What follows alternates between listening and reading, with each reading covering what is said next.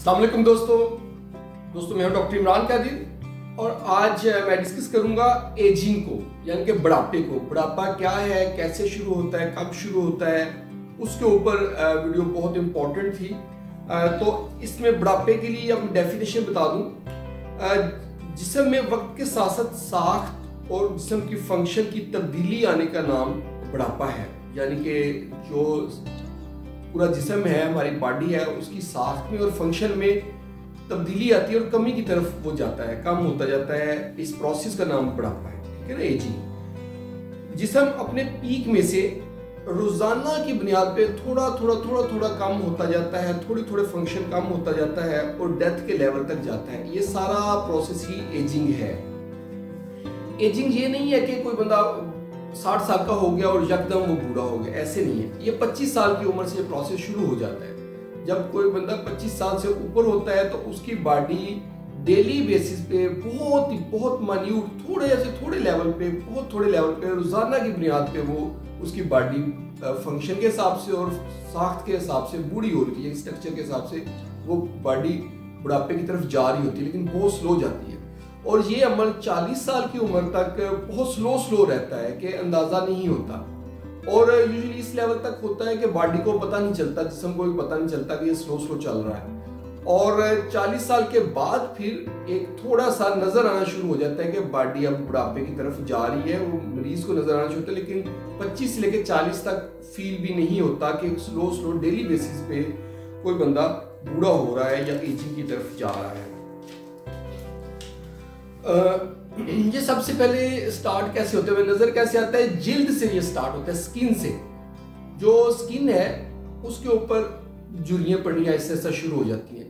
Skin जो है वो खुरदरी हो जाती है, उसके ऊपर लाइनें पड़नी शुरू हो जाती हैं। और सबसे इंपॉर्टेंट है जो आंखें हैं, आंखों की साइड पे ये जो एरिया है, इस एरिया में झुर्रियां पड़ती हैं, ऐसे शुआएं जैसे निकल रही हैं। इस तरह की झुर्रियां आई साइड पड़ जाती हैं।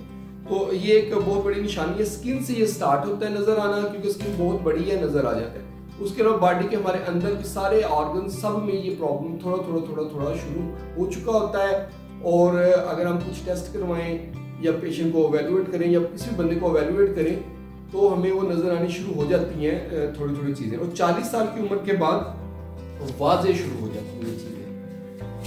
अच्छा, एजिंग एक तो ये बॉडी के स्ट्रक्चर की एजिंग जिसकी मैं बात कर रहा हूँ, इसके साथ एक एजिंग होती है साइकोलॉजिकल, नफ्सियाती बुढ़ापा जो होता है। कि नफ्सियाती अवामिल शुरू हो जाते हैं इस एज के बाद। नफ्सियाती तौर पर बंदा बुढ़ापे की तरफ जाता है, यानी उसका जो जहन है वो बूढ़ों वाला हो जाता है, उसकी सोच बूढ़ों वाली हो जाती है, यानी बुढ़ापे की तरफ जा रही होती है। इसके अलावा है सोशल एजिंग, यानी कि समाजी बुढ़ापा, यानी कि सोशल स्ट्रक्चर इस तरह का बंदे का बन जाता है कि वो बुढ़ापे की तरफ जा रहा है। सोशली पेशेंट या कोई भी शख्स इस तरह बिहेव कर रहा होता है कि वो बूढ़ा हो रहा है। 40 से 60 साल की उम्र तक स्लो एजिंग हो रही होती है और स्लो पता चलती है। और 60 साल के बाद फिर डेथ तक वो फिर वाजे नजर आनी शुरू हो जाती है। दोस्तों, जो एजिंग है उसकी 5 स्टेजेस हैं। 5 स्टेजेस हम डिस्कस कर लेते हैं। पहली स्टेज है इंडिपेंडेंस स्टेज।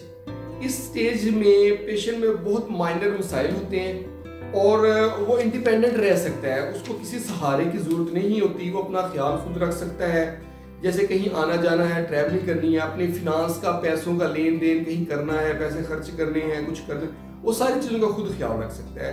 अपनी सेहत का खुद ख्याल रख सकता है। सिर्फ मामूली सी जहनी और जिस्मानी कमजोरी उसको होती है, और ये है इंडिपेंडेंट फेज। इसके बाद है इंटरडिपेंडेंसी स्टेज। इस स्टेज, ये स्टेज नंबर 2 है।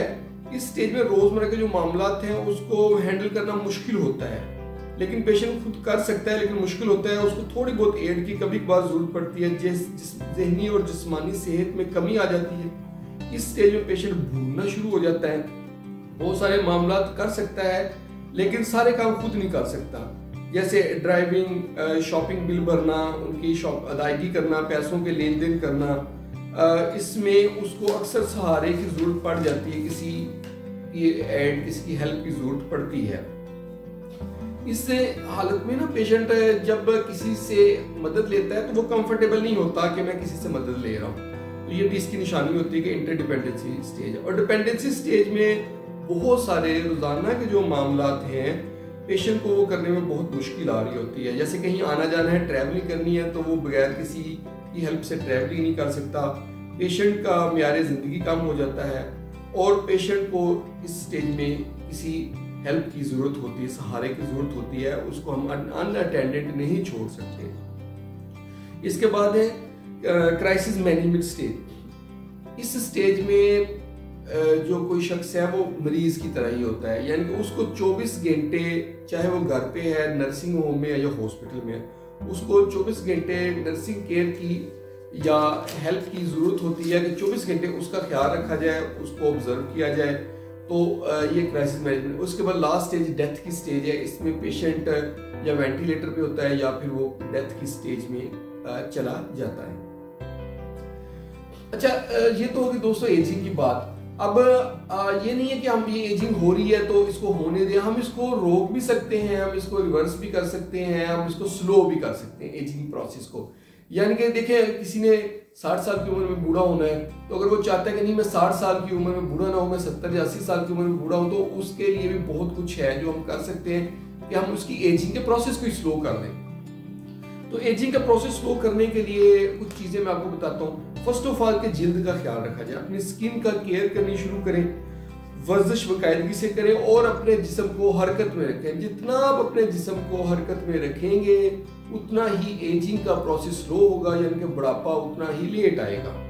खुराक का ख्याल रखें। आगे फर्दर मैं आपको बताऊंगा कि कौन सी खुराक लेनी है, कौन सी नहीं लेनी। मेंटल हेल्थ का ख्याल रखा जाए और इसके अलावा फिजिकल एक्टिविटी अपनी बढ़ाते रहें। स्ट्रेस अपना कम करना है। अगर आप सिगरेट या अल्कोहल ले रहे हैं, तो कोई और नशावर चीज ले रहे हैं, तो उनको छोड़ दें या इनको इख्तियार ना करें। अगर आपकी इस तरह कंपनी है जिसमें लोग ये ले रहे हैं, तो उस कंपनी को इतना करें और अपनी नींद को पूरा करें। देखिए जी, नींद बहुत जरूरी है। नींद के ऊपर मैंने वीडियोस बनाई, आप उनको देखें, उस पर अमल करें।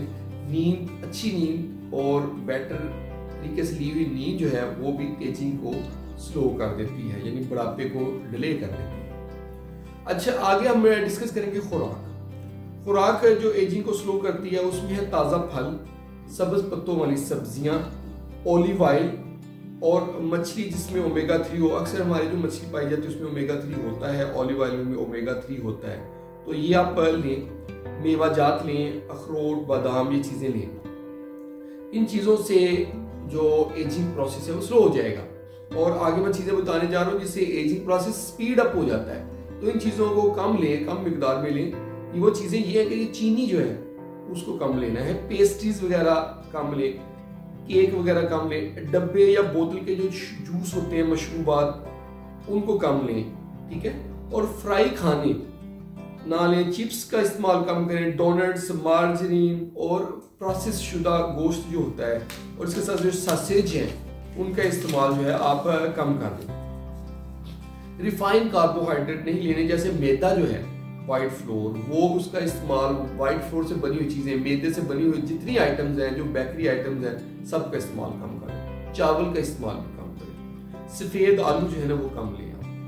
अच्छा, ओमेगा 6 वाली खुराक जैसे मायोनीज, कॉर्न ऑयल, सोया ऑयल, सनफ्लावर ऑयल, ये सारी चीज़ों में ओमेगा 6 होता है, तो इसका इस्तेमाल भी कम कर दें। अगर अफोर्डेबिलिटी है तो आप ऑलिव ऑयल का इस्तेमाल करें, घी और कुकिंग ऑयल की बजाय जो बाकी कुकिंग ऑयल्स हैं उनके अलावा आप ऑलिव ऑयल का इस्तेमाल अगर कर लें तो ये भी हमारे एजिंग को स्लो कर देते हैं। और लास्ट बट नॉट लीस्ट, सूरज की रोशनी से बचें। आप अपने सन को एक्सपोजर जो बॉडी को है उसको मिनिमाइज करें, कम से कम सूरज की रोशनी जिस्म पे लगने दें।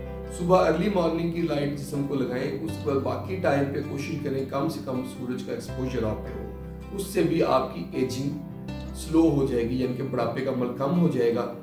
और इसके साथ साथ बहुत सारी न्यूट्रास्यूटिकल्स होती हैं, कोई मेडिसिन इस तरह की होती हैं जैसे विटामिन ई है, जिंक है और बाकी बहुत सारी जो है ना न्यूट्रास्यूटिकल अद्वियात मिलती हैं।